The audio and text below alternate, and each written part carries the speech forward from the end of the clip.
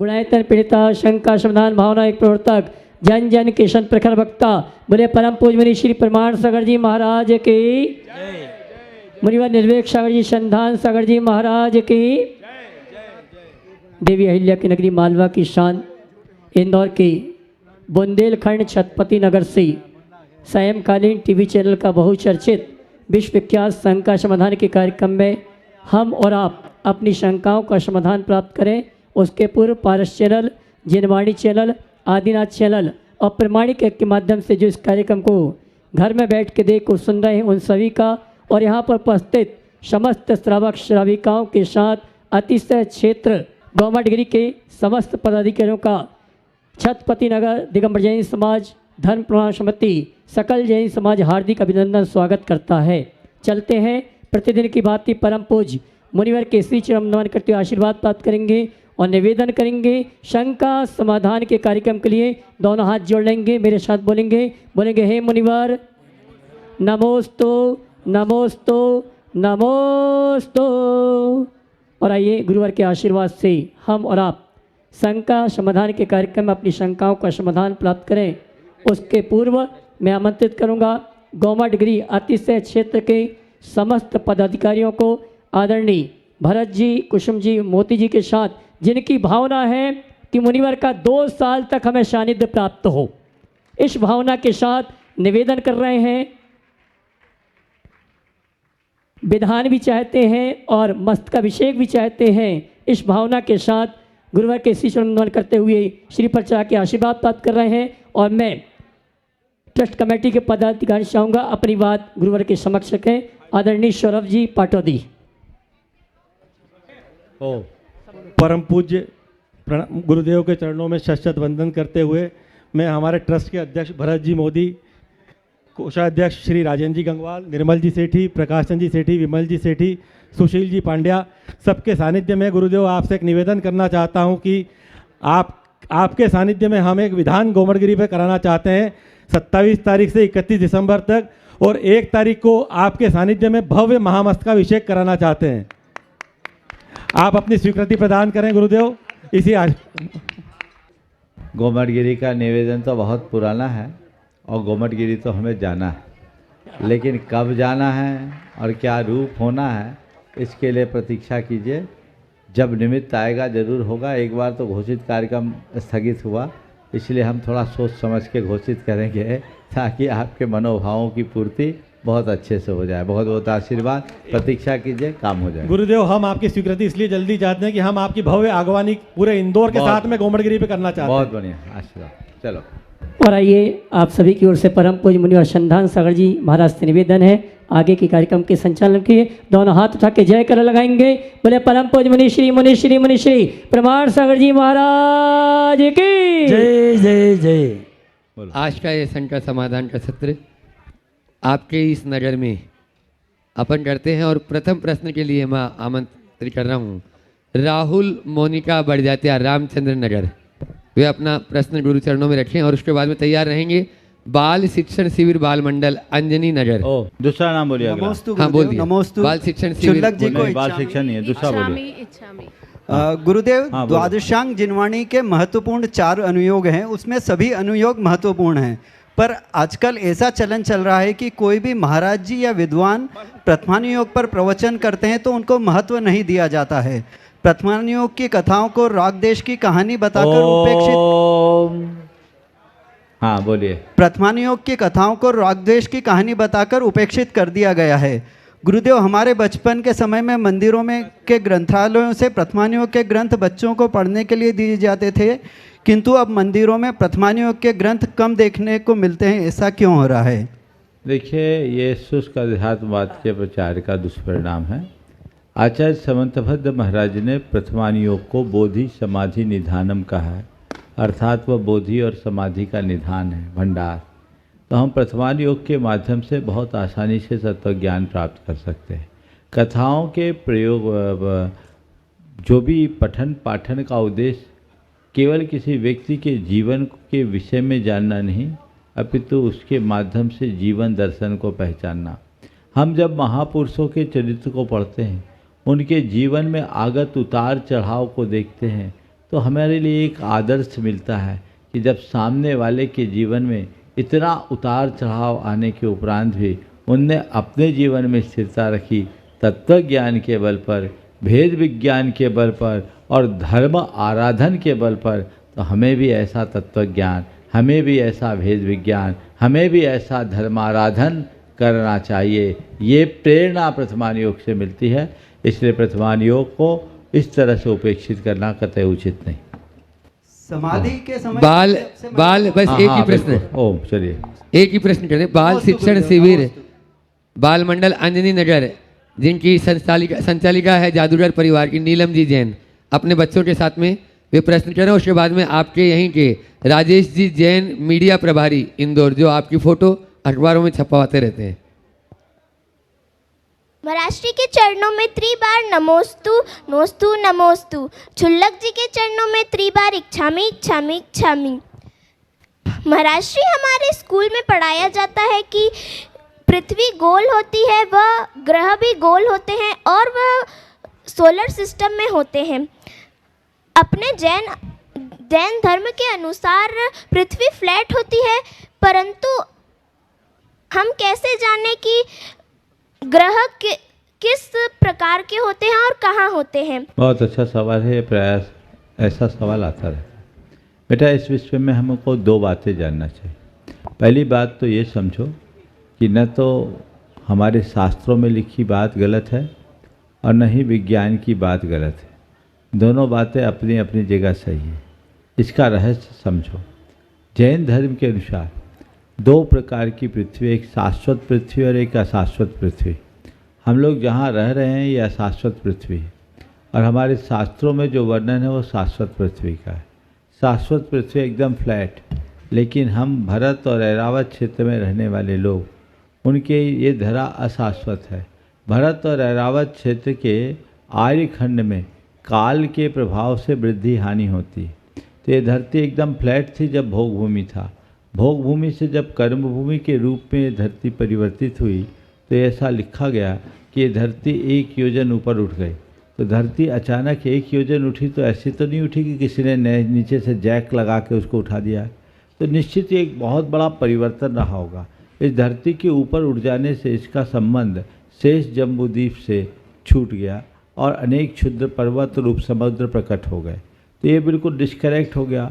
मुझे ऐसा लगता है कि हो सकता है इसी वजह से ये पृथ्वी का पूरा जो वर्तमान रूप है वो प्रकट हुआ होगा और इतना बड़ा परिवर्तन, पूरे के पूरे आर्यखंड का उठना, एक बहुत बड़ा ग्लोबल चेंज आया होगा।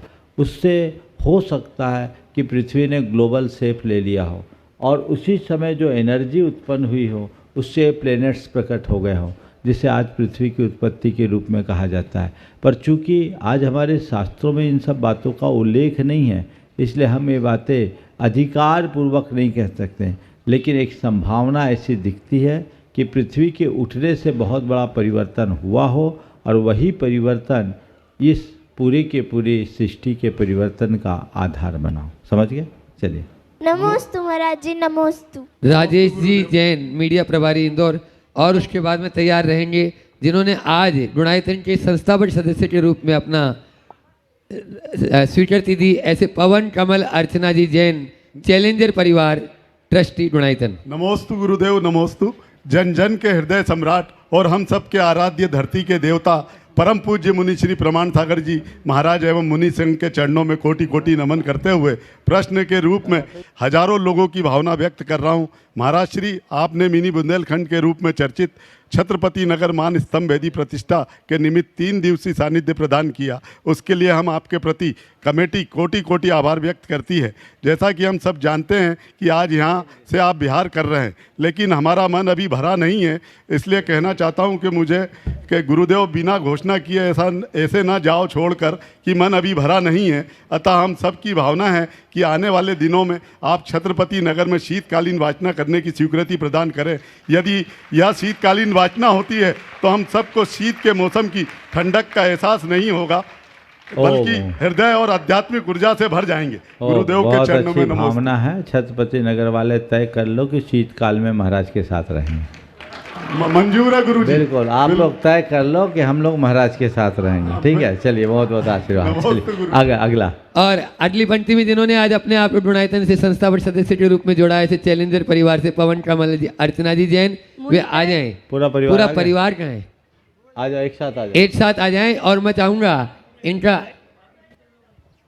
मुनित्रय के चरणों में यहाँ आ जाएं, यहाँ पहले। हाँ, प्रश्न भी यहीं से कर लो और इनका सम्मान भी साथ के साथ होता जाएगा। इनके सम्मान के लिए हरिश्चंद्र जी जैन गुणायतन ट्रस्टी और विवेक जी टुनटुरी, ये भी गुणायतन ट्रस्टी हैं, आ जाएं दोनों। और साथ में अभय भैया तो साथ में रहेंगे ही रहेंगे। और मंडल जी अग्रवाल रतलाम, मुनित्रय के चरणों में बारंबार नमोस्तु नमोस्तु नमोस्तु। महाराज श्री, मेरी शंका ये है कि आदिनाथ भगवान को 1000 वर्ष लगे थे केवल ज्ञान प्राप्त करने में, और महावीर भगवान को 12 वर्ष लगे थे, लेकिन भरत चक्रवर्ती को अंतर मुहूर्त में केवल ज्ञान हो गया। तो इसके पीछे क्या वो है? ये हर जीव की अलग अलग परिणति है, जिसका जैसा योग होना होता होगा। लेकिन इसका अर्थ ये नहीं समझना कि आदिनाथ भगवान की साधना कमज़ोर थी या भरत चक्रवर्ती की साधना प्रबल थी। ये संयोग है, किसी जीव को कम लगता है, किसी को अधिक। कुछ लोग तर्क देते हैं कि भरत चक्रवर्ती घर में ही बैरागी थे इसलिए इनको जल्दी मिल गया। ऐसा कथन ठीक नहीं। ऐसे बात करने वालों के लिए भगवती आराधना में बड़ी अच्छी बात लिखी। जो लोग ऐसा कहते हैं उसमें लिखा कि देखो भाई, किसी को किसी व्यस्ततम शहर के व्यस्ततम चौराहे पर, किसी अंधे व्यक्ति को किसी व्यस्ततम शहर के व्यस्ततम चौराहे पर, मान लो इंदौर के राजवाड़े पर, किसी अंधे व्यक्ति को दिन के 12 बजे यदि कोई खजाना मिल जाए तो यह सोचकर कि अंधों को खजाना मिलता है अपनी आंखें फोड़ लेना समझदारी नहीं है। किसी अंधे को मिल गया, लेकिन हर अंधे को ऐसा मिले ये कोई ज़रूरी नहीं है। इसलिए इसे एक संयोग मान करके देखिए और अपने आप को हमेशा धर्म ध्यान में लगाए रखिए। नमोस्तु महाराज श्री, नमोस्तु नमोस्तु। आप लोग जोरदार तालियों से इस परिवार का सम्मान कर दें जो आज गुणायतन से अपने आप को संस्थापक सदस्य के रूप में जोड़ा है। और ये दोनों कार्यकर्ता भी हैं और ट्रस्टी भी हैं, ऐसे उनका सम्मान कर रहे हैं हरिश्चंद्र जी और अब मंडल जी अग्रवाल रतलाम, वे अपना प्रश्न गुरु चरणों में रखे। और उसके बाद में डॉक्टर शोभना जी जैन गुना, इन्होंने भी आज अपने आप को ट्रस्टी के रूप में यहाँ जोड़ा है, वे आज यहाँ पर अभी उपस्थित रहेंगे। मुनि श्री प्रमाण सागर जी के चरणों में कोटि कोटि नमोस्तु नमोस्तु नमोस्तु। मुनि संघ के चरणों में नमोस्तु नमोस्तु नमोस्तु। हे गुरुदेव, मन की शंकाएं तो चलती रहती हैं गुरुदेव। आपसे एक शंका का समाधान चाहता हूं गुरुदेव। भव्य व अभव्य जीव को कैसे जाने गुरुदेव? क्या भव्य जीव जो है, भव्य जीव की दशा मन की कैसी होती है गुरुदेव? वो क्या सोचता है? उसके मन की दशा क्या, भाव, उसके भाव क्या होते हैं? और क्या भव्य जीव कभी अभव्य हो सकता है या अभव्य जीव कभी भव्य हो सकता है? ये मन की शंका है गुरुदेव। देखिए, पहले भव्य और अभव्य की परिभाषा। जो मोक्ष की प्राप्ति की योग्यता रखता है उसको बोलते हैं भव्य, और जो सिद्धि प्राप्ति की योग्यता से रहित है उसको बोलते हैं अभव्य। इसे दूसरे शब्दों में कहें, एक स्वर्ण पाषाण और दूसरा अंध पाषाण। स्वर्ण पाषाण को प्रोसेस करके सोना बनाया जा सकता है, लेकिन अंध पाषाण को कितना भी प्रोसेस करे वो नहीं होता। और स्वर्ण पाषाण किसी ने बनाया नहीं, अंध पाषाण भी किसी ने बनाया नहीं। दोनों चीज़ें अपने नेचर से है। इसी तरह जो भव्य जीव है वो अनादि से भव्य है और भव्य ही रहेगा। अभव्य जीव है वो अनादि से अभव्य है, अभव्य ही रहेगा।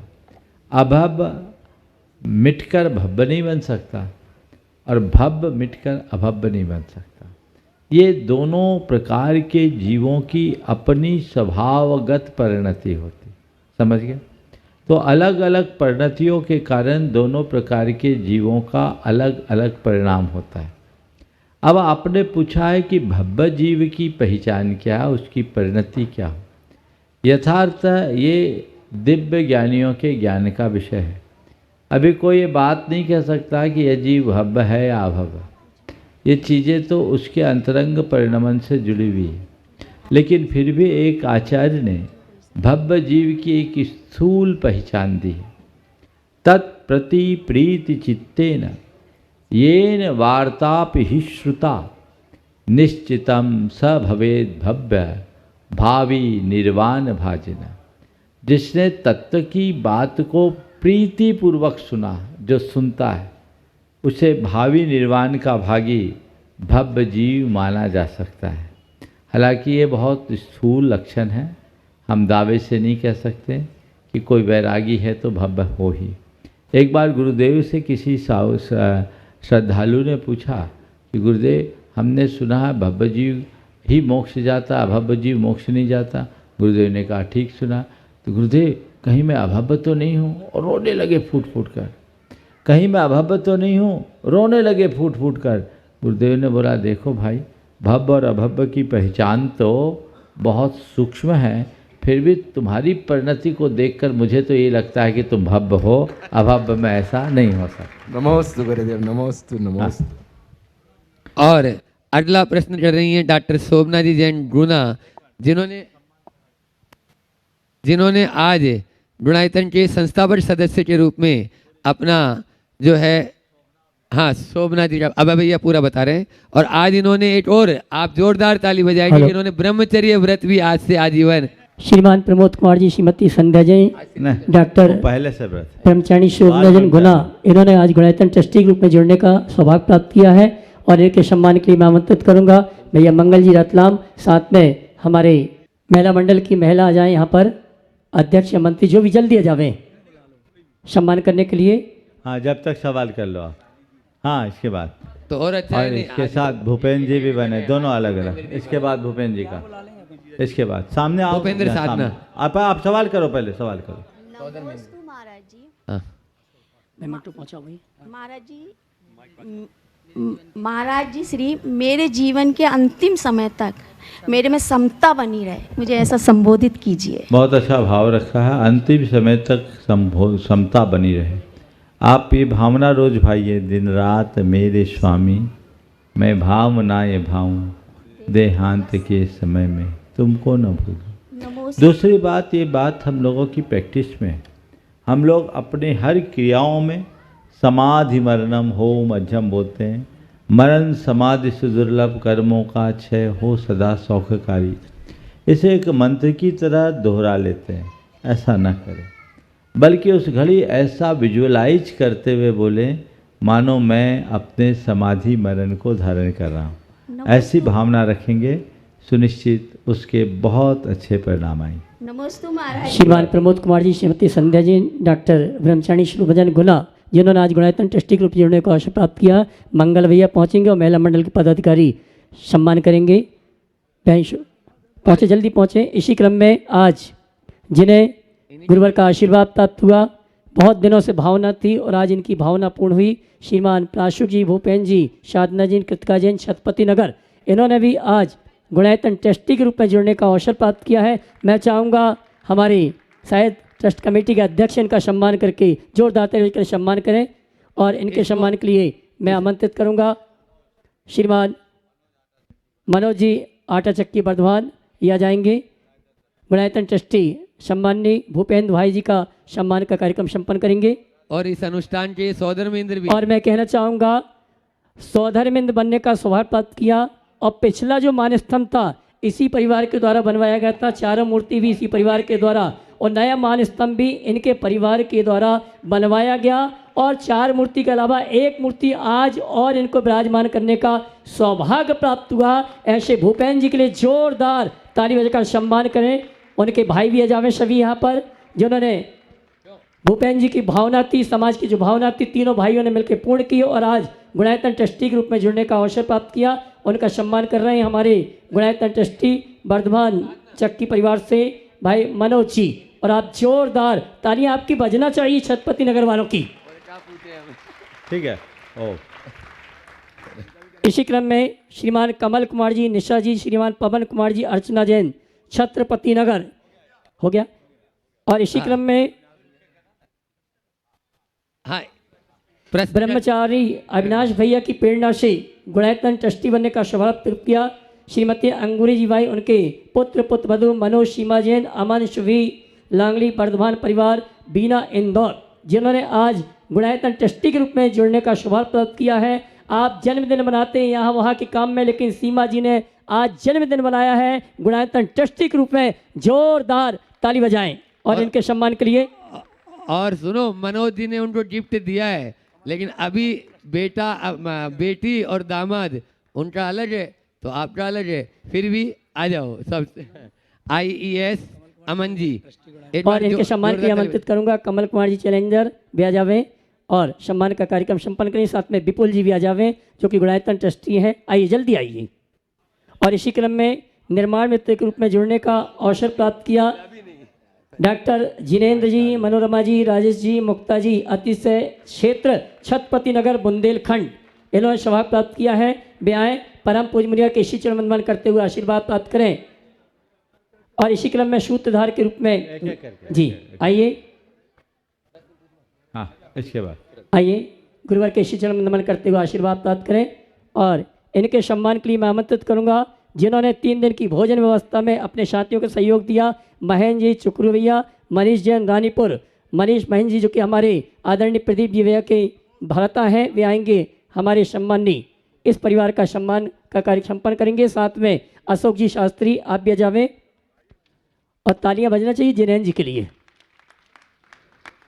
जिन्होंने निवेदन किया और इनके निवेदन को स्वीकार करते हुए घर छोड़ने के भाव इन्होंने किए हैं। आइए। और सूत्रधार के रूप में रूपचंद जी, पुष्पा देवी जैन रानीपुर वाले, मनीष पंकज जैन महावीर बाग, जिन्होंने सूत्रधार के रूप में जुड़ने का अवसर प्राप्त किया है, अगर उपस्थित हैं आइए साहब, ये परिवार आ जावे यहाँ पर। और इनके सम्मान के लिए मैं आमंत्रित करूँगा हमारे मान स्तंभ पुण्यराजक परिवार के तीनों भाइयों को, भाई भूपेन जी और भूपेन जी के दोनों भाई आएंगे हमारे सम्माननीय सूत्रधार परिवार का सम्मान का कार्यक्रम संपन्न करें। क्या बात। अच्छा, सूरत वाले मुन्ना जी रानीपुर जो कि सूरत वाले हैं, श्रोमणी संरक्षक हैं, हमारे रूपचंद जी के भ्राता हैं। ऐसे परिवार के लिए जोरदार तालियां तो बजनी चाहिए। और आइए चलते हैं पुनः संघ का समाधान के कार्यक्रम के लिए। क्षमा करना, विपुल जी आ गए। और आइए श्रीमती नीलम जी जिन्होंने अच्छा थोड़ा रुकिए चलो बीच में प्रश्न लेते हैं। सुशील जी पांड्या इंदौर, वे अपना प्रश्न गुरु चरणों में रख रहे हैं। और उसके बाद में सुबी अमन जैन IES मुंबई, वे अपना प्रश्न रखेंगे, अपने माता पिता के साथ में रहेंगे जो गुणायतन के आज ट्रस्टी बने हैं और जिनका जन्मदिन भी ऐसी सीमा जी के साथ। गुरुदेव के चरणों में बारंबार नमोस्तु नमोस्तु नमोस्तु। गुरुदेव, आजकल प्रायः देखा जा रहा है कि आपसी प्रेम के बजाय नफरत ज़्यादा भारी हो रही है। परिवार में एक दूसरे के प्रति प्रेम लगाव कम होते जा रहे हैं। आपस में बैर पैदा कर एक दूसरे के कपड़े फाड़े जा रहे हैं। गुरुदेव, समय पर कपड़े को तो रफू कर सकते हैं, परंतु जो दिल में, हृदय में, मन के अंतरंग गहराइयों में फाड़ हुई है उसे कैसे रफू करें? कृपया शंका का समाधान करें। ऐसा इसलिए है कि आजकल फटे कपड़ा पहन के चलने में ही लोग शान समझ रहे हैं। मानसिकता बदल गई। पहले अगर कपड़े फट जाए तो लोगों का दिल रोता था, अब तो हमने सुना फटे कपड़े का दाम ज़्यादा होता है। तो ये चीज़ें, ये एक हमारी मनोवृत्ति का द्योतक है। पहले जैसे तैसे हो लोग साथ रहने की भावना रखते थे, अब हर कोई अपना अलग राग अलापने में लग गया। और ये घर परिवार से लेकर समाज तक सर्वत्र ऐसी समस्याएं हैं, इसलिए हमें इनके प्रति बहुत जागरूक और सजग रहने की ज़रूरत है। ये बात सही है कि कपड़ा फट जाए तो रफू किया जा सकता है, दिल फट जाए तो उसे जोड़ पाना बहुत मुश्किल होता है। और ये ध्यान रखना, फटे कपड़े में हमारी शान नहीं बिगड़ती, पर फटे दिल में जीवन का रस मिट जाता है। इसलिए न कभी दिल को फटने दो और न किसी का दिल फाड़ो। नमस्ते गुरुदेव। सुबी अमन जैन मुंबई वर्धमान परिवार, वे अपना प्रश्न रख रहे हैं और उसके बाद में अग्रसेन नगर महिला मंडल तैयार रहेगी। महाराज जी के चरणों में नमोस्तु, हेलक जी के चरणों में इच्छामी, शुल्लक जी के चरणों में इच्छामी। महाराज जी, आजकल के कंज्यूमरिज्म के युग में हमारी जो सारी पोस्टें हैं, जो हमारी सारी उपलब्धियां हैं, हम जब उसको दूसरे के या और लोगों से मिलते हैं, उनसे देखते हैं, तो हमें वो कम लगती हैं। और ऐसा सबके साथ है, कोई यहाँ से वहाँ जा रहा है, अच्छे से अच्छे की खोज में हम लोग लगे हुए हैं कि हमें ये मिल जाए तो हमें और अच्छा लगेगा, हमें वो मिल जाए तो हमें और अच्छा लगेगा। तो महाराज जी, मेरी शंका ये है कि हम अपनी मनोवृत्ति कैसे बनाएं कि हमारे पास जो है हम उसमें संतोष हमें महसूस हो, और हम कब डिसाइड करें कि हाँ अब यहाँ पहुँच गए, अब यहाँ रुकना ठीक है। आध्यात्म की तरफ जब तक हमारी दृष्टि नहीं जाती तब तक ऐसा चलता रहता है। व्यक्ति को आध्यात्मिक प्रेरणा लेनी चाहिए और नित्य ये सोचना चाहिए कि मेरे जीवन का लक्ष्य क्या है। जब व्यक्ति अपने आत्मा को ध्यान में रखता है तो बाकी सब चीज़ें गौण हो जाती हैं, और बाहर की बातों में उलझ जाता है तो वही चीज़ें हावी हो जाती। हमें चाहिए कि हम आध्यात्मिक दृष्टि से जुड़े, जिससे जीवन को बेहतर बना सकें। अग्रसेन नगर महिला मंडल और उसके बाद में पद्मावती जैन वेंकटेश नगर तैयार रहेंगे। श्री गुरुवरों के चरणों में त्रिबार नमोस्तु नमोस्तु नमोस्तु। गुरुवर, मेरा प्रश्न आज का धर्म से हटकर है। गुरुवर, अधिकतर देखा जाता है कि आजकल डेस्टिनेशन शादियां बहुत हो रही हैं और एक एक मेहमान के ऊपर हजारों रुपए खर्च होते हैं। पर जब मेरा प्रश्न है, जब एक यूनिट बिलट के लिए सोशल मीडिया का सहारा लेना पड़े तो शादी में 500 मेहमान, बर्थडे में 300 मेहमानों का क्या महत्व है? गुरुवर, शंका का समाधान कीजिए। नमोस्तु नमोस्तु। आपने बहुत ही गंभीर बात उपस्थित किया है, लेकिन मुझे लगता है कि आज के समय में इन सब बातों को कोई महत्व नहीं देना चाहता। हम लोग न जाने कितनी बार बोल चुके कि हमें डेस्टिनेशन वेडिंग की परंपरा से बचना चाहिए, और यदि करना भी है तो वेन्यू पवित्र स्थानों पर होना चाहिए, धर्म स्थानों पर होना चाहिए, 5 सितारा होटलों में नहीं, जहाँ मूक प्राणियों की आहें, जहाँ नकारात्मकता है। लेकिन ये एक ऐसा चलन हो गया कि हर व्यक्ति उसे अपनी शान समझने लगा। क्या ना हो, व्यक्ति के पास पैसा है, खर्च करना चाहता है। पहले अनेक संतान होते थे तो थोड़ा हाथ खींच के रखता था, अब 1 ही 2 होते हैं, सोचते जो करना है कर लो। और विवाह, शादी आदि मांगलिक प्रसंग लोगों को अपने सोशल स्टेटस को उजागर करने का माध्यम के रूप में भी देखने लगे हैं लोग कि इससे हमारा सोशल स्टेटस दिखेगा। मैं आप सबसे कहता हूँ, नकारात्मक दिशा में अपनी शक्ति का, अपने संसाधन का, अपने धन का अपव्यय न करें, उनसे बचे। आप इसकी जगह किसी धर्म स्थान पर या स्थानीय स्तर पर सीधे साधे स्तर पर संबंध करें, और जो लाखों रुपया वेन्यू और कैटरिंग में फालतू फूंक रहे हैं उसको बचाकर उस जोड़े के नाम से कोई जनहित का काम कर दें। सारे देश में लेकर हो सकता है।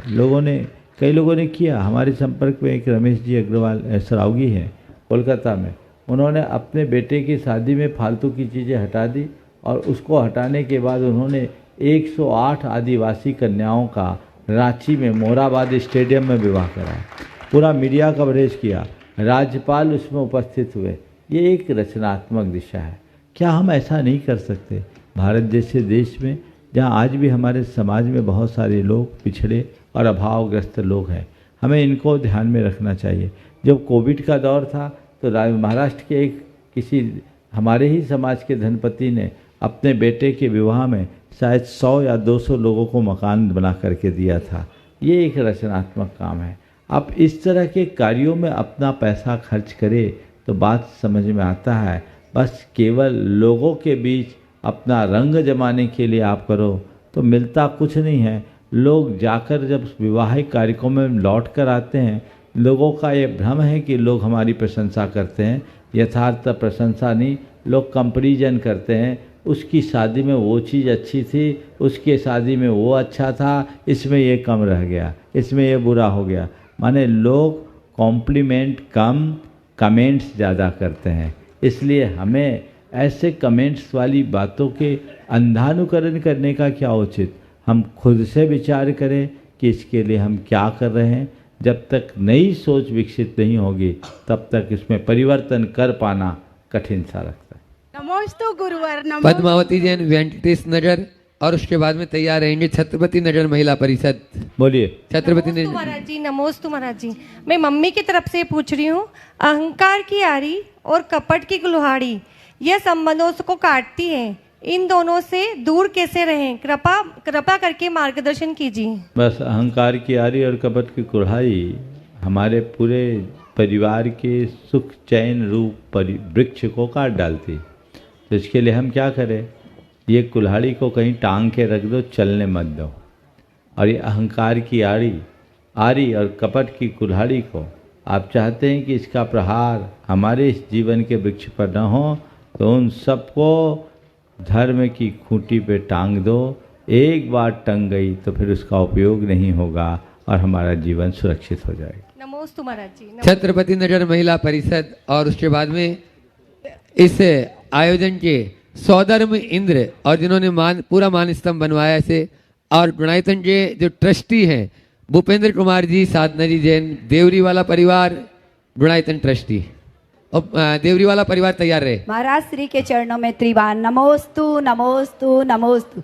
महाराज श्री, सबसे पहले तो हम सभी छत्रपति नगर महिला समाज की तरफ से शीतकालीन वाचना के लिए हम निवेदन करते हैं, कृपया आप शीतकालीन वाचना हमें प्रदान करें। नमोस्तु नमोस्तु नमोस्तु। महाराज श्री, मुंह पर कड़वा बोलने वाले लोग कभी धोखा नहीं देते, पर मीठा बोलने वाले लोग जो दिल में नफरत तो पालते हैं और वक्त के साथ बदल भी जाते हैं, हम इनसे कैसे बचें? बहुत सही बात है। कड़वा बोलने वाले नफरत पैदा करते हैं, पर दिल पर मीठा बोलने वाले लोग तो वक्त के साथ बदल जाते हैं और दिल में नफरत पालते हैं। बिल्कुल, तो ये बात बिल्कुल सही है। और इसलिए मैं कहता हूँ, कड़वा बोलने वालों से तो सावधान रहो, मीठा बोलने वालों से भी सावधान रहो। एक नीति, जो आदमी ज़्यादा मीठा है ना, सजग हो जाना। एक कहावत है, मीठी छुरी। जो मीठी छुरी होती है वो बहुत खतरनाक होती है। संस्कृत में ऐसा कहा गया है, असति च भवति सलज्जा क्षारम जलम शीतलम भवति। उल्टा स्त्री लज्जा का ज़्यादा नाटक करती है और खारा पानी ज़्यादा ठंडा होता है। तो ज़्यादा कहीं दिख रहा है तो थोड़ा उसको वॉच करो, देयर इज़ समथिंग, कुछ गड़बड़ है, दाल में काला है। हम अगर सजग होकर के चले तो चीज़ें हमारे नियंत्रण में आ जाएंगी। नमोस्तु महाराज श्री, नमोस्तु नमोस्तु। भूपेंद्र जी, साधना जी जैन, देवरी वाला परिवार, गुणायतन ट्रस्टी और सौधर्मेंद्र परिवार अपना प्रश्न रखें, और उसके बाद में हे गुरुदेव नमोस्तु। विपुल जी जैन परिवार तैयार रहे। नमोस्तु नमोस्तु। गुरुदेव, ये समस्या मेरी नहीं है, अधिकतर ये पूरे सभी जगह मंदिर ट्रस्टों की समस्या हो सकती है, क्योंकि ट्रस्टी और पदाधिकारी क्या करें। कुछ गुरुदेव कहते हैं कि ट्रस्टी बनना ही नहीं चाहिए, कुछ गुरुदेव कहते हैं कि अगर आपके अंदर योग्यता है तो उसका उपयोग प्रभु सेवा में आपको देना चाहिए, इसलिए उस पद को आपको लेना चाहिए।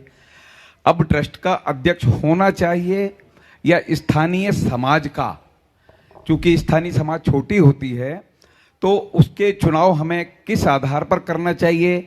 अध्यक्ष का चुनाव ट्रस्ट करे या समाज?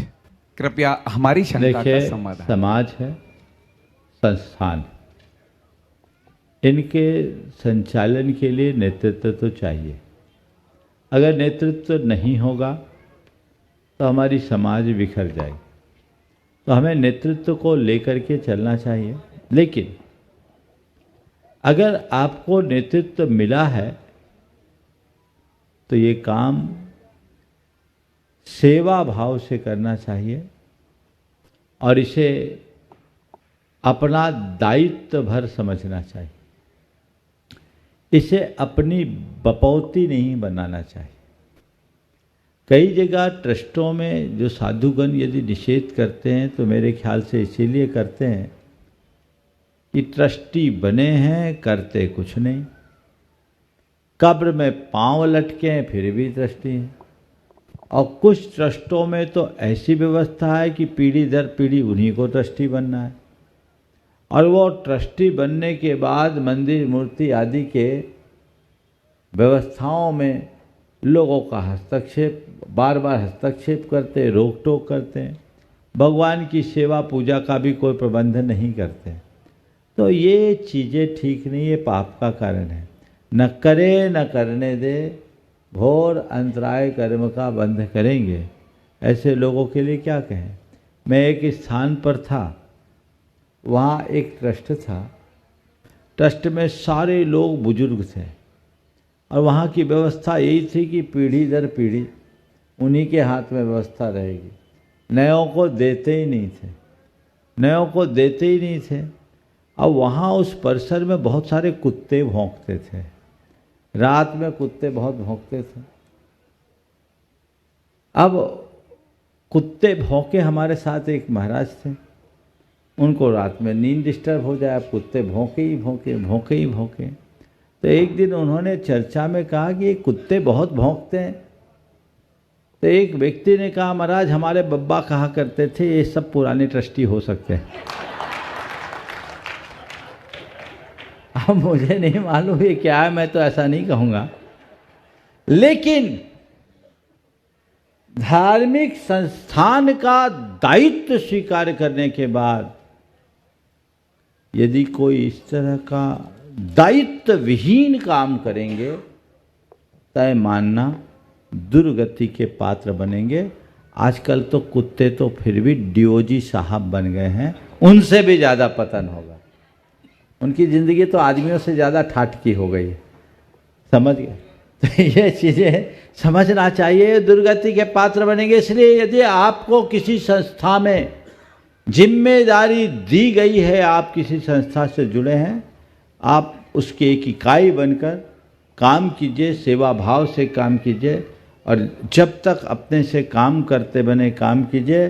और ऐसा लगे कि हमसे काम करने में अब हम सक्षम नहीं हैं, तो योग्य आदमी को जिम्मेदारी दे दीजिए।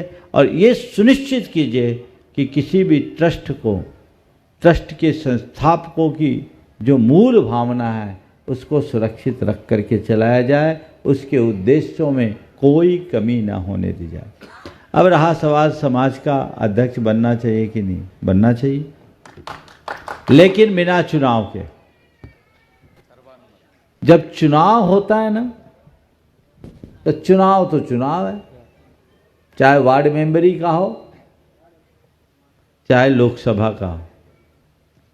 आपके जो समाजों में चुनाव होता है ना, मैं तो समझता हूँ एमपी और एमएलए का चुनाव भी फेल हो जाता है। 7 पुस्तों की लोग निकाल देते हो। आजकल तो व्हाट्सएप महायुद्ध खूब होता ही है, मामला पूरा बिगड़ जाता है। मैं अक्सर कहता हूँ जहाँ चुनाव होता है, जीतता कोई भी हो, समाज हार जाती, क्योंकि उससे कटुता और वैमनस्य फैलता है। इसलिए इलेक्शन नहीं होना चाहिए। महाराज इलेक्शन नहीं हो तो फिर डेमोक्रेटिक व्यवस्था कैसे होगी? इलेक्शन की जगह सिलेक्शन हो। सिलेक्शन कैसे हो? मान लीजिए आपके यहाँ की मंदिर में जुड़े हुए परिवार, जो भी आपके ट्रस्ट की व्यवस्था हो, 100-200 परिवार होंगे, कितने भी परिवार, हाँ, मान लो 100 परिवार रजिस्टर्ड है। आप हर व्यक्ति, जो चुनाव का दिन हो, हर व्यक्ति जो आपके हर परिवार के एक मुखिया को एक बैलेट पेपर दें, उसमें 100 के नाम हैं, 100 के 100 उम्मीदवार हैं, कोई नॉमिनेशन नहीं, विदाउट नॉमिनेशन 100 के 100 की लिस्ट हो, और उनको कह दिया जाए आपको अपने पसंद का एक आदमी चुनना है, और जिसको सबसे ज़्यादा लोग चुन लें उसको अपना अध्यक्ष मान लो, और उससे कह दो कि तुम अपनी टीम बना लो, झगड़ा ही नहीं होगा और सबको मौका मिले। उसके लिए एक उपाय ये है कि लगातार 2 कार्यकाल के बाद उसको एलिजिबल मत रखो, लिस्ट से नाम गोल करो, वो मतदाता होगा, लिस्ट में नाम नहीं होगा, हो गया काम, उसको संरक्षक बना दो। तो ये व्यवस्थाएं बनाने से समाज में प्रेम बढ़ेगा, व्यवस्थाएं अनुकूल होगी और किसी भी प्रकार की खींचातानी नहीं होगी। पहले समाज में ये सब चलता था, पहले जितने लोग होते थे उनको ज़बरदस्ती बिठाया जाता था, अब ज़बरदस्ती उठाना पड़ता है, बैठ गए तो उठने का नाम नहीं। इसलिए मैं आपसे कहता हूँ, शायद अध्यक्ष आप ही हो ना, अपना इस्तीफा जेब में लेके घुमा करो, बहुत बढ़िया, तभी पूछने की हिम्मत की हो लगता है। अपना इस्तीफा जेब में लेके रखो, जब तक तुम्हें लगे कि मेरे धर्म ध्यान में बाधा नहीं पड़ रही और मैं समाज का हित साधने में समर्थ हो रहा हूँ, तब तक ये करते रहना। और जिस दिन ऐसा लगने लगे उस दिन अपना इस्तीफा प्रस्तुत करना। संभालो तुम अपनी जिम्मेदारी। मैं तो पुण्य अर्जन के लिए मंदिर और समाज से जुड़ा हूँ, पाप बंध के लिए नहीं। ये नियम गुरुदेव आज आपके समक्ष में ले लेता। बहुत सुंदर, बहुत सुंदर। आगे हाँ हाँ आगे अब भैया बुला रहे हैं जिनको आज नवदावती पूर्व आहार दान कराने का भी सौभाग्य आज प्राप्त हुआ। मुनिवर ऐसे का विपुल जी परिधान को। करके जिन्हें आहार देने का वर्षों की जो भावना थी वो सौभाग्य प्राप्त किया। श्रीमती नीलम जी, श्री विपुल जी बादल छत्रपति नगर, डॉक्टर निश्चय जी आदेश बादल, जिन्होंने आज गुणायतन ट्रस्टी के रूप में जुड़ने का अवसर प्राप्त किया है, श्रीफल चाके गुरुवार का आशीर्वाद प्राप्त करेंगे और उनके सम्मान के लिए आमंत्रित करूंगा भाई नीरज जी, श्रुत जी, राजेश जी, दद्दू भैया और परिवार समाज महिला मंडल संगठन की अध्यक्षा श्रीमती मुक्ता जी, ये आएंगे। सम्माननीय श्रीमती नीलम जी, विपुल जी, उनका गुणायतन परिवार की ओर से सम्मान का कार्यक्रम संपन्न करेंगे और मैं चाहूँगा आप इनके भावों की अनुमोदना के लिए जोरदार ताली बजाकर का सम्मान करें। इसके बाद अगला नंबर जी। हाँ तैयार है, खाली बस दो ही अब हो पाएंगे, टाइम हो चुका है, जल्दी करें। ओ एक बार जोरदार ताली बजा दीजिए। कर्मठ कार्यकर्ता आपके समाज के बहुत ही उभरती प्रतिभा है ये भी, विपुल भाई। और अब उनकी बेटियां प्रश्न कर रही हैं और उसके बाद में तैयार रहेंगी साधना जैन, सुखदेव नगर। वहां तक माइक पहुंचाओ जल्दी। नमोस्तु महाराज जी, नमोस्तु महाराज जी, नमोस्तु महाराज जी। महाराज जी मैं सुबह की बात पुनः दोहराना चाहूंगी। आज रील्स से लेकर रियल तक का सफर पूरा हुआ। आज रील्स से लेकर रियल तक का सफर पूरा हुआ। दूरदर्शन से लेकर स्वयं अपने नयनों से दर्शन तक का सफर पूरा हुआ। लाइव देखने से लेकर लिविंग इन दिस मोमेंट तक का सफर पूरा हुआ। महाराज जी सुना था इंतजार का फल बहुत मीठा होता है। आज जब आपके आहार हुए तो इस चीज का प्रमाण भी हमें मिल गया। नमोस्तु महाराज जी, नमोस्तु महाराज जी, नमोस्तु महाराज जी। महाराज जी मेरी शंका नहीं पर निर्देशन चाहूंगी कि हम हमारे पुण्य में ऐसा क्या करें, ऐसी विशुद्धि कैसे बढ़ाएं कि अगला चतुर्मास छत्रपति नगर को मिले और हमें आपका सानिध्य यूं ही मिलता रहे। भावना भाते रहो कि हमें ये समागम मिले। ऐसे भी इंदौर में छत्रपति नगर के लोग तो बहुत भाग्यशाली हैं। ऐसा कोई संघ नहीं आता जो इंदौर आए और छत्रपति नगर ना आए। बिल्कुल इस बार आप लोगों को चातुर्मास कराने का मौका तो मिला ही, और फिर चातुर्मास न सही 4 दिनों में आपने 4 महीने से ज़्यादा लाभ ले लिया कि नहीं लिया? हाँ लिया, तो जितना ले वो तो मन तो भरेगा नहीं। मन भरने के लिए तो हम आए नहीं, हम तो मन भरने के लिए आएंगे, मन जगाने के लिए आए। निश्चित इन 4 दिनों में आप लोगों ने बहुत अच्छी अभिरुचि प्रकट की, अपना उत्साह जगाया। सब परिवार पहले से ही जुड़े। यहाँ आने के बाद कई परिवार गुणायतन से भी जुड़े। यहाँ अपने भाई सुशील डबडेरा हमेशा कहता था, महाराज जब आप इंदौर आओ तो हम आपको छत्रपति नगर में ही रोकना चाहेंगे। आज ये योग पूरा हुआ, ज़रूर यहाँ प्रवास हुआ, और आज उनका परिवार भी पहले से ट्रस्टी के रूप में जुड़ा ही था। सतीश ने तो शायद मना किया, लेकिन आज वो परिवार बहुत समर्पित भाव से अपनी पीढ़ियों को गुणायतन से जोड़ दिया है। एक बार उनके लिए भी आप लोग जोरदार अभिनंदन कर दें। बहुत हाँ वहाँ भाई अमित तो बोलते ही थे, अमित की तो आप गिनती नहीं करते तो आधा संघ का माना जाता है, इसलिए उसकी बात नहीं करते। लेकिन ऐसी ही भावनाएं आप लोग बनाए रखिएगा तो आगे का लाभ मिलेगा। कल आचार्य गुरुदेव के आशीर्वाद से निर्माणाधीन रेवती रेंज में जो देवोदय क्षेत्र है वहाँ पर सहस्कूट जिनालय का शिलान्यास समारोह होना है, जो आपके यहाँ के ही बीड़ी वाला परिवार के द्वारा तैयार किया जा रहा है। विनम्र सागर जी भी वहाँ रहेंगे, हम लोग भी रहेंगे। एक आरिका संघ भी पहुँच रहा है, पहुँच पक्का? हाँ आरिका दुर्लभमती जी, तो बहुत अच्छा है। आप सब भी पूरे उत्साह के साथ वहाँ पहुँचे और हम लोग उसी हिसाब से आगे बढ़ रहे हैं, उसी दिशा में जा रहे हैं। कल का दिन बड़ा विशेष दिन है, पूर्णिमा है। कल प्रातः भी एक जिनालय का शिलान्यास है और 2 बजे से सहसपुर जिनालय का शिलान्यास होगा। ये सब संयोग बहुत मुश्किल से मिलते हैं। हम सब ऐसा ही लाभ लेते रहें और जीवन को गति देते रहें। सभी को हमारा बहुत बहुत आशीर्वाद। सवाल करिए आखिर। नमोस्तु महाराज। अंजलि नगर महिला मंडल की तरफ से नमोस्तु नमोस्तु। इच्छा में महाराज जी, मेरा प्रश्न है भावना योग से संबंधित है। मेरा बहुत सिर दुखता था तो मैंने डॉक्टर को दिखाने के लिए जाने लग गई। फिर मैंने सोचा मैं भावना योग करूँ, देखे इससे कुछ ठीक हो जाएगा। तो मेरा भावना योग चालू करा। सुबह 6 बजे ऊर्जा वाला भावना योग करती हूँ। उससे मेरा सारा सिर मतलब दर्द खत्म हो गया है। और मैं सहज ओम शुद्ध ओम का अर्थ क्या होता है भावना योग की, मैं उसको समझना चाहती हूँ। मैं सहज आत्मा हूँ, मतलब मेरे अंदर किसी भी प्रकार का राग द्वेष नहीं। मैं शुद्ध आत्मा हूँ, अर्थात मैं पवित्र आत्मा हूँ। मुझ में किसी भी प्रकार की मलिनता नहीं है। ये भावना बार बार। महाराज जी से कोई गलत विचार आते हैं तो उसके लिए अपनों को कौन से कमांड आप देना ये चाहिए? पूरे भावना योग करते रहिए, मन से सब ठीक हो जाएगा। बिल्कुल। ओम चलिए अंजलि नगर के लिए फिर भावना गंधोदक भाई प्राप्त हो। आगे का सत्र चले। ओम। आज का ये शंका समाधान आप लोगों को बोनस में मिल गया। ये आप लोगों का सौभाग्य था। 4 दिन में 4 शंका समाधान और आहारचर्या का सुलाभ, 3 आहारचर्या का सुलाभ मिल गया। ये बहुत अच्छी बात है। आज हम लोग अभी यहाँ से प्रस्थान करेंगे। महाराज श्री जब तक अपनी बात आप सब तक रखेंगे। महाराज जी का उद्गार चला।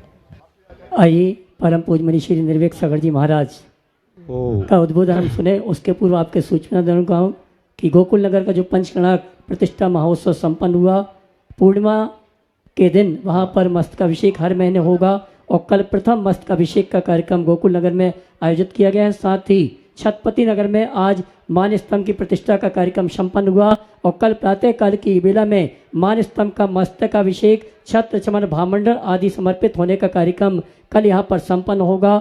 आपको गुरुवर का भरपूर आशीर्वाद है। कल प्रातःकाल की बेला में 7:30 बजे से कार्यक्रम प्रारंभ होगा और 9 बजे के पहले पहले ये कार्यक्रम खत्म हो जाएगा, क्योंकि आगामी हमारे वहाँ रेवतीगंज में भी कार्यक्रम है। आइए इन्हीं सूचनाओं के साथ परम पूज्य मुनिवर से निवेदन है। बोले परम पूज्य मुनि श्री निर्वेक सागर जी महाराज की। 5 मिनट बैठेंगे आप लोग। महाराज श्री अभी पीछे गए हैं शुद्धि के लिए, इसके बाद ही बिहार होगा। बोले महावीर भगवान की, आचार्य गुरुवर श्री विद्यासागर जी महाराज की, मुनिवर श्री प्रमाण सागर जी महाराज की, मुनि श्री निर्वेक सागर जी महाराज की। नमस्ते गुरुवर। इंदौर नगर में वर्षा योग के पश्चात विभिन्न कॉलोनियों में जिन मंदिर के दर्शनार्थ जाते हुए और यहाँ पर यह विहार चलते चलते छत्रपति नगर में आना हुआ। यहाँ पर नवीन मानस्तंभ का निर्माण और उसमें जिन बिंब प्रतिष्ठा का ये महोत्सव का सहज योग बना। अभी पूज्य श्री के शंका समाधान के कार्यक्रम में प्रायः करके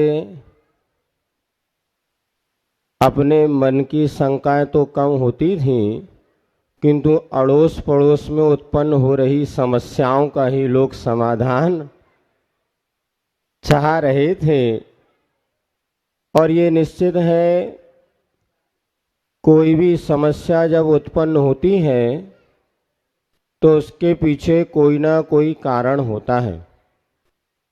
यदि कहीं धुआं उठ रहा है तो निश्चित मानना जो अग्नि में लकड़ी लगाई गई है वो गीली लकड़ी है। लकड़ी अगर सूखी होती तो उतना धुआं नहीं उठता। यदि हम किसी भी कार्य के पीछे कारण क्या है अगर इस पर विचार करें तो बहुत कुछ समाधान हम स्वयं कर सकते हैं। समस्या हमारे भीतर से उत्पन्न होती है और समाधान भी हमारे भीतर होता है। फिर भी हम दूसरों के पास वो समस्या का समाधान खोजते हैं। आप सबका सौभाग्य है कि आपको वीतरागी गुरु मिले हैं जो कि आपकी समस्याओं का समाधान कर देते हैं। आचार्य महाराज ने एक हाइकू लिखा है, वह हाइकू शायद हमारी कुछ समस्याओं को समाधान कर सकता है। उन्हें ना भूलें। हाइकू छंद तो आपको पता है ना, 5, 7 और 5 अक्षरों की कविता है और इसमें कम शब्दों में बहुत सारी बात कही जाती है। आचार्य महाराज ने हजारों की संख्या में यह हाइकू लिखे, 1000 से ऊपर ही लगभग लिखे होंगे। पुस्तक में प्रकाशित जितने हुए लेकिन और भी बहुत सारे वो हिंदी में भी लिखा है और उन्होंने संस्कृत में भी लिखा है। तो एक हाइकू प्रायः सभी के लिए बहुत अच्छा है। बच्चों को हम प्रायः ये लिख करके देते हैं। और आप सब लोग बच्चे हैं कि बड़े हैं? बोलो, गुरु के सामने सब कौन है? और बच्चे बनने में फ़ायदा है कि बड़े बनने में? और बच्चे बन के अब आप लोग तकलीफ सबसे बड़ी समस्या तो कि बड़े बन गए और दही बड़ा बन गया जो अवक्ष हो गया। इसलिए बड़ा नहीं बनना, पहले ये मन बनाओ कि हमें बच्चों जैसा बनना है। क्योंकि मुनि मन अपने पढ़ते ना, मुनि कैसे होते हैं? सद्याजात बालक के समान। जैसे बच्चे का जन्म होता है तो बच्चा सरल होता है, ऐसे मुनि होते हैं। और आप यदि समस्याओं से बचना चाहते हैं ना, सबसे बड़ा समाधान है बच्चों जैसे बन जाओ। अब बच्चे कैसे होते हैं तो अड़ोस पड़ोस के बच्चों को देख लो, एक चांटा कोई मार दे तो रोने लगते हैं और जैसे उनको मनपसंद मिठाई मिल जाती है तो आंखों से निकला आंसू गाल पर ही दिखता है किंतु चेहरे पे मुस्कान पा जाती है। हम जितनी जल्दी अपनी पुरानी बातों को भूलने का मन बनाएंगे ना, बहुत जल्दी हमारा जीवन सुखी बन जाएगा। और सारी समस्याएं बड़े होने से हैं, बच्चा होने से सारी समस्याएं सुलझ जाएगी। उन्हें ना भूलें। बोलो, जिनसे बचना है वक्त वक्त पे। याद हो गया पहला, उन्हें ना भूले जिनसे बचना है वक्त वक्त पे। क्या हुआ फिर से बोलो? इसका अर्थ क्या हुआ हमें ही बता देते हैं। आपके चौके में अलमारी में 2 बोतलें रखी हैं, एक में दूध है और एक में फिनाइल है। फिनाइल दोनों का रंग कैसा है? सफ़ेद। किसको याद रखना ज़्यादा जरूरी है, फिनाइल को कि दूध को? समझ गए ना, क्योंकि उनसे हमें वक्त वक्त पे बचना है। जिन बुराइयों से हमें बचना है उनको ज़्यादा राख रखना जरूरी है। पाप से हमें बचना है तो पाप को समझना बहुत जरूरी है। जब हम पाप से बचेंगे निश्चित हमारा जीवन स्वयं उज्जवल बनता चला जाएगा। हम अपने जीवन में बुराइयों को जरूर ध्यान दें।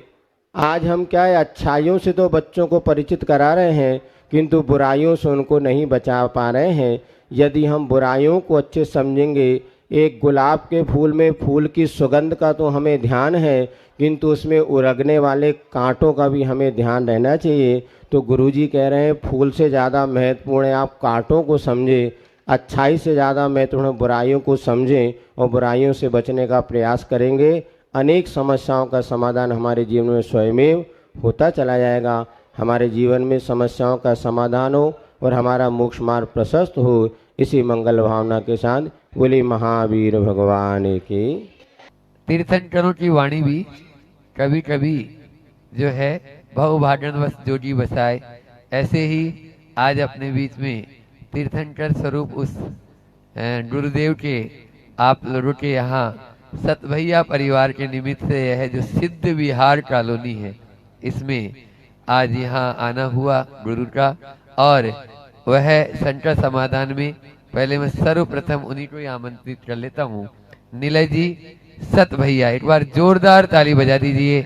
आज जिनका जन्मदिन भी है और ये गुणायतन के ट्रस्टी भी हैं और यहाँ पर एक जिनेंद्र भगवान का वह जो हजारों वर्ष तक जैन धर्म की गौरव गाथा को गाएगा, ऐसा वह जिनालय, उसका शिलान्यास का भी यह निवेदन गुरु चरणों में कर रहे हैं। निवेदन कि आप गुरु के चरण यहाँ आ ही गए हैं, लेकिन फिर भी कल प्रातः काल की बेला में यहाँ पर उस जिनालय का शिलान्यास भी होना है।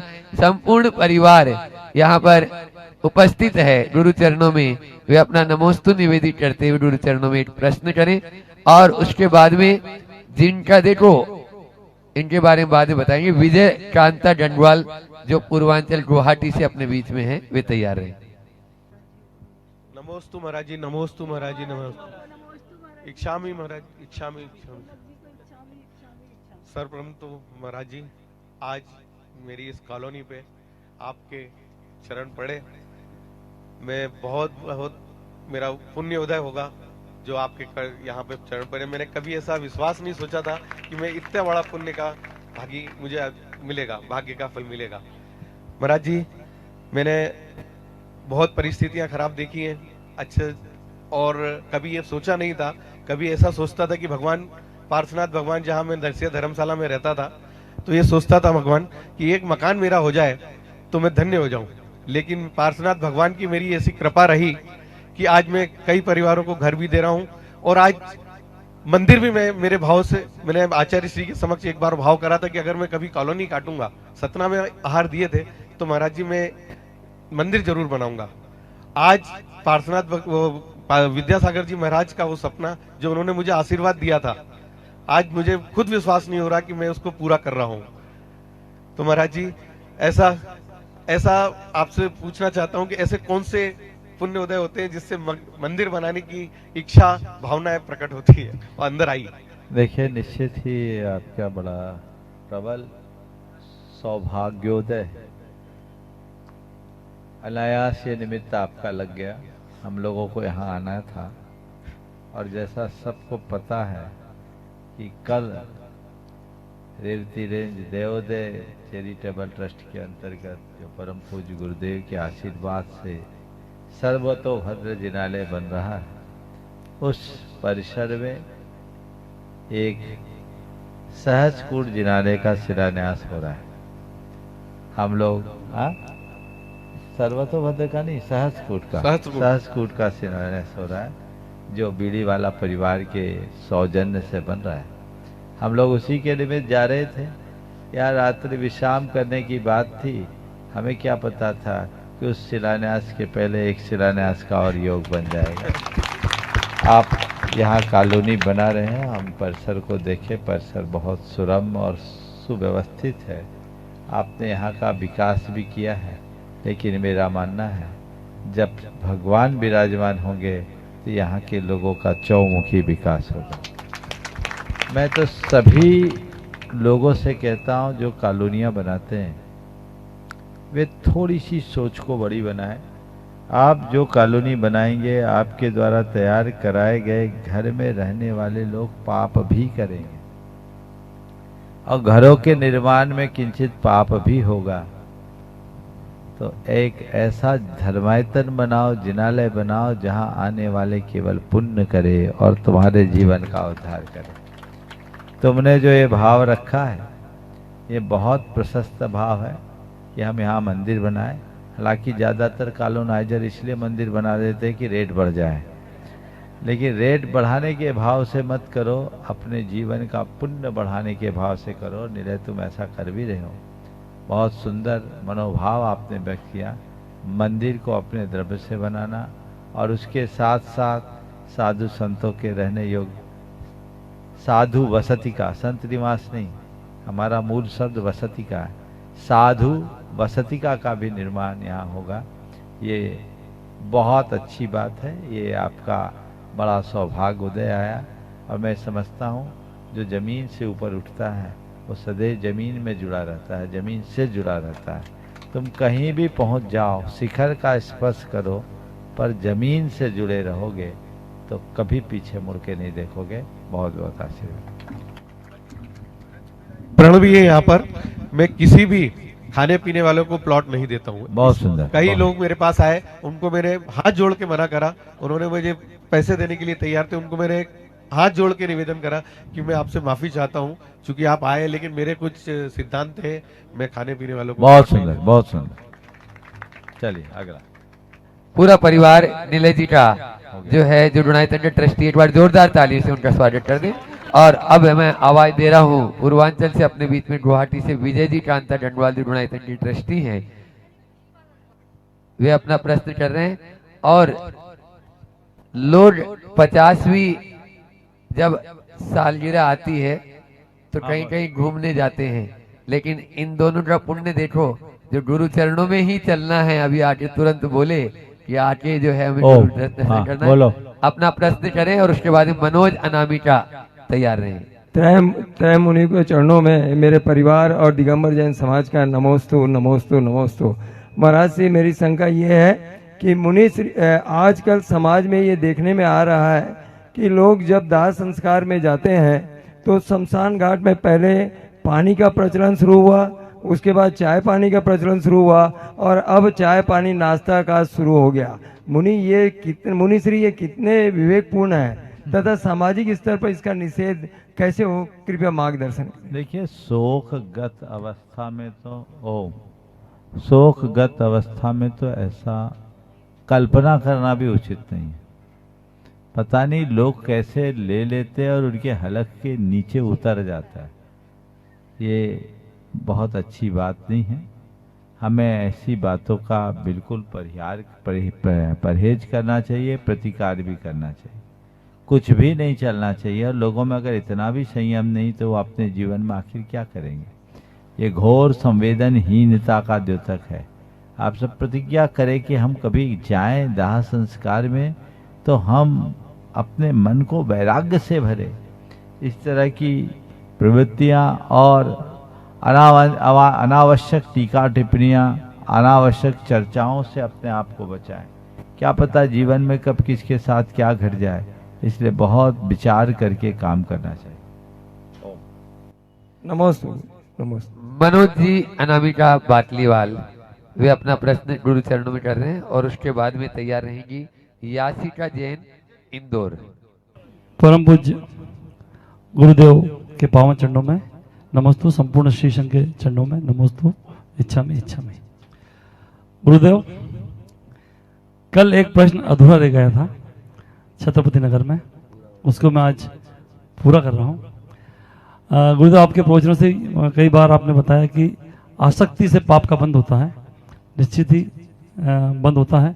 लेकिन गुरुदेव, जब हम गुरुदेव के प्रति और भगवान के प्रति जब हमारी आसक्ति होती है तो उसमें फिर कौन सा पुण्य का बंद होता है? भाषा सुधार लो जी।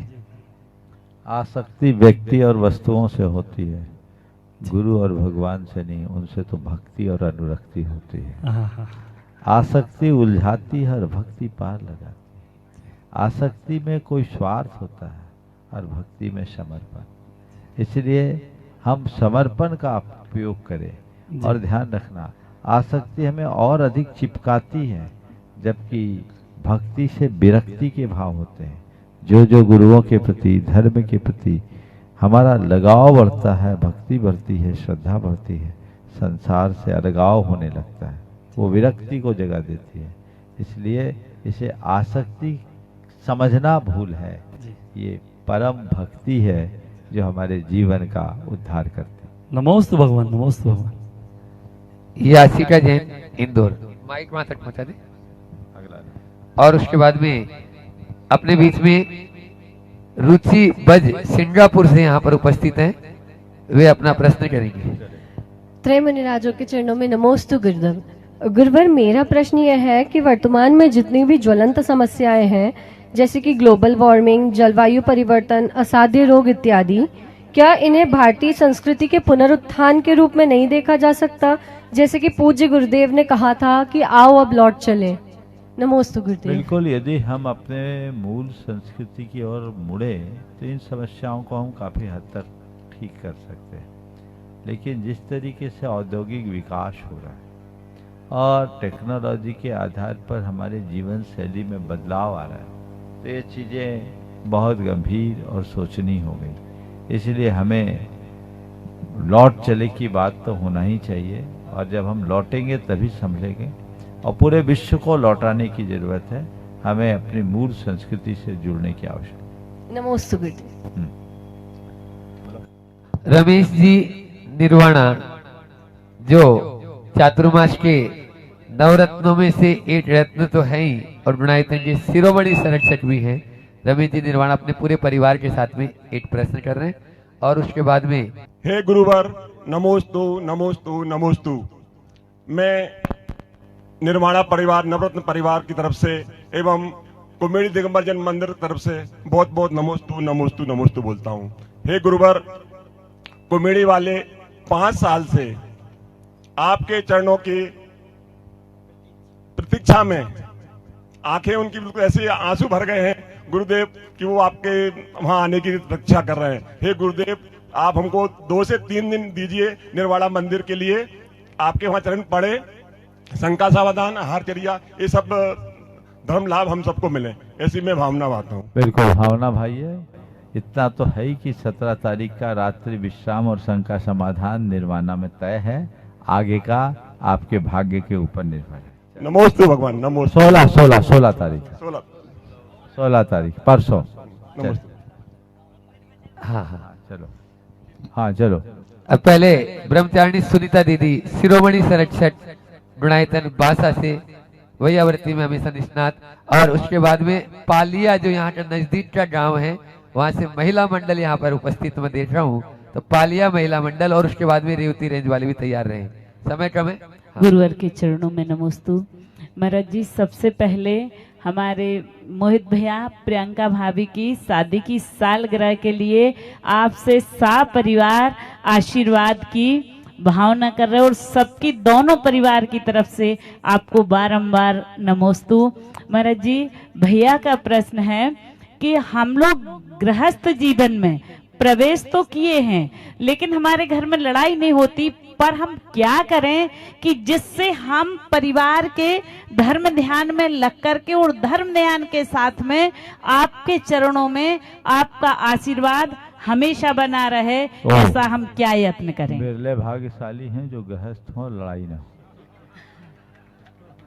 हाँ, वो तो ऐसे ही है। एक घटना सुना दो क्या?